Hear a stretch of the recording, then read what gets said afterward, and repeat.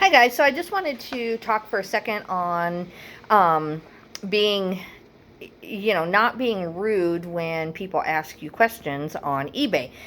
It is scary when someone's asking, like on shoes, a lot of times they'll be like, can you measure the heel? And then can you measure the insole? And, are you sure that this hasn't had this done to it? And sometimes you're like, okay, this person is looking for a reason to say that they're damaged when they get them or something. You sometimes just get that feeling. But a lot of times, you end up with someone who's just looking for themselves, or they're just trying to figure out what you have. And so, like on this photograph today, this is a photograph. I took pictures on my Instagram, and I think I showed this. I think I showed this in my haul video on YouTube.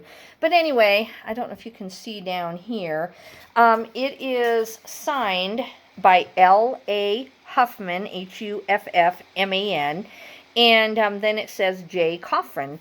And what this comes down to being, let me keep showing it here, is it is a photograph, but then it was hand colored and tinted.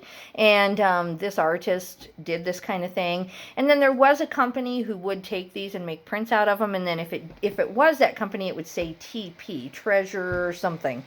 And so anyway, I had this guy on eBay, and he kept asking me all these questions, and I had the item at like 150, and then I had a sale kick in. I paid $4 for this, and from my research, I thought that it would be at most, over $100, because I had seen this go for around 50 or 60. And so I thought, well, I'm going to start mine high because I was the only person with it currently. And it is a Cheyenne mother with a baby. And so, there's another one on there with a Sioux mother and different things, but I thought, well, mine's kind of rare right now anyway. And so I put it double what, the last one sold for. But he emailed me back and forth, and I was a little bit kind of like, oh, man, buy it or don't buy it or whatever. And I didn't say that to him, of course. And I went and looked at his feedback to see what kind of feedback he leaves for other people, because that always makes me wonder, is he going to get it and say that it wasn't what he thought it was and return it? And, so I just always check that. And anyway, long story short, he said, you have the one that is not a print. It was not made by the company, since it doesn't say TP. So yours is not a complete print. Yours is an actual real photo that was taken and then hand colored or tinted, and you need to probably charge $250 or $300. Now, my own research shows, that that's still at the high side, and I do believe that he's right in the sense of at an auction. And I looked on Google. I had already done that before I listed this anyway, and I do believe that, if I really, really waited, that I might get in that range. But while he was talking to me and telling me you need to do this, I went ahead and upped the price, and then I'll go in and put some of the other information that he gave me. So, there are people out there who just are interested. He isn't in the market for this anyway. He wasn't even in the market. He was just trying to help me out. And so just be careful about how rude or getting your back up thinking, okay, why is this guy, asking me 3 questions in a row about this item. It is a really interesting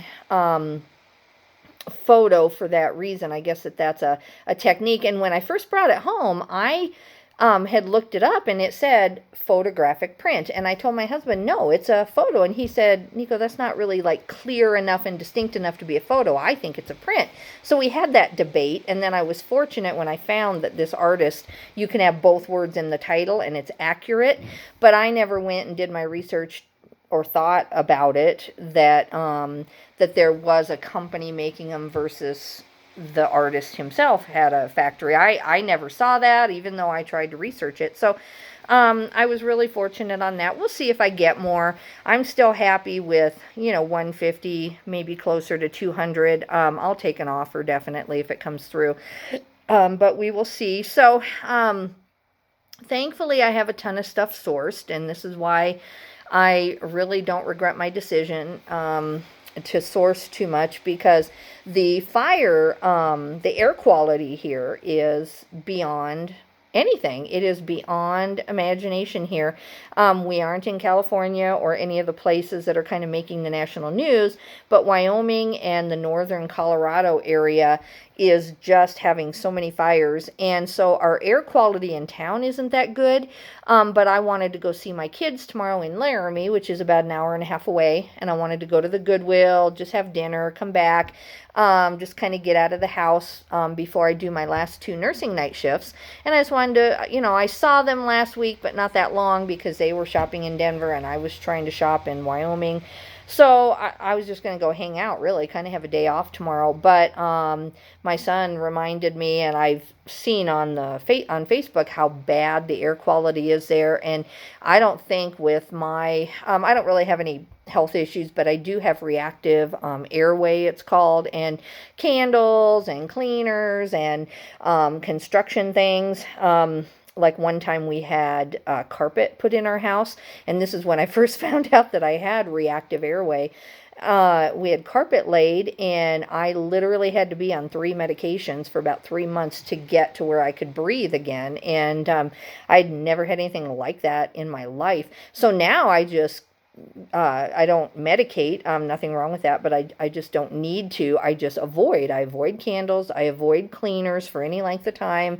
Yeah, I can use bleach and things, but I just don't, Lysol my whole house like I normally would. I dilute it a little bit or do whatever I need to do, or at least use the non-scented. I have to use the all free and clear, on my clothes. It's that bad. And so I've done really well. But these fires, I had a little bit of stridor, you call it, where I was just a little bit for about 2 minutes today. And it's just from overexposure to something I normally would avoid. So it looks like right now, unless the air quality moves out of Laramie for a couple hours tomorrow, that I'm not going to be able to go. I'm going to be kind of, stuck here in Saratoga, which is fine. I really could use another work day. It's just, how it is once you get your mind set that you're going to go on a little trip and see your kids. You just don't like to be disappointed. And it's not that we have been babies about it. I mean, this is going on many, many, many months of coronavirus shutdowns. And I talked to my brother the other day on Zoom. We always have a family Zoom every other week, and he lives in near Brisbane, Australia, and there's no way that he'll be able to get in or out even by Thanksgiving. They're saying it just doesn't look like they're going to let that kind of open travel happen in Australia. So even though he's an American and he could get here if he wanted, they would let him come. But to go back, I don't know. It might just be a matter of a 2-week quarantine, or it might be that they're not even doing it. I know I read in Melbourne that they're even a lot more strict there. So, so Thanksgiving isn't really canceled. We'll still have it with some of my local family, but it's just kind of a bummer. But everybody's bummed, and thankfully now it's not affecting my sourcing. I just really wear very strong masks, and I go to the Goodwill and try to get in and get out and get my stuff. So that's really all I have. I'm excited about that painting. I've been testing these, so I'm going to test this tonight at church, see if it works. This is my West Bend popcorn popper.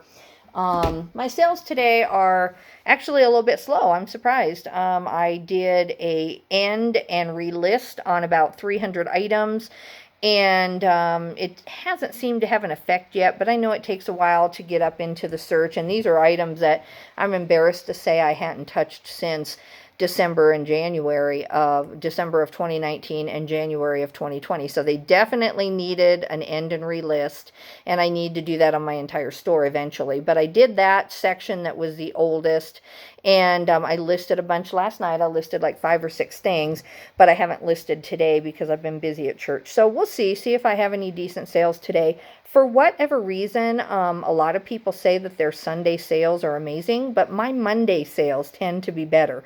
And I don't have any clue why that is. Just traditionally, I don't have a bunch of sales over the weekend. I don't know if it's the items I sell. I'm just not sure. But anyway, guys, I better get out of here and get back to church. But I just wanted to check in with you, and I'll have more interesting things tomorrow. I'll actually have the 3rd part of that haul video that I keep promising. Have a good day.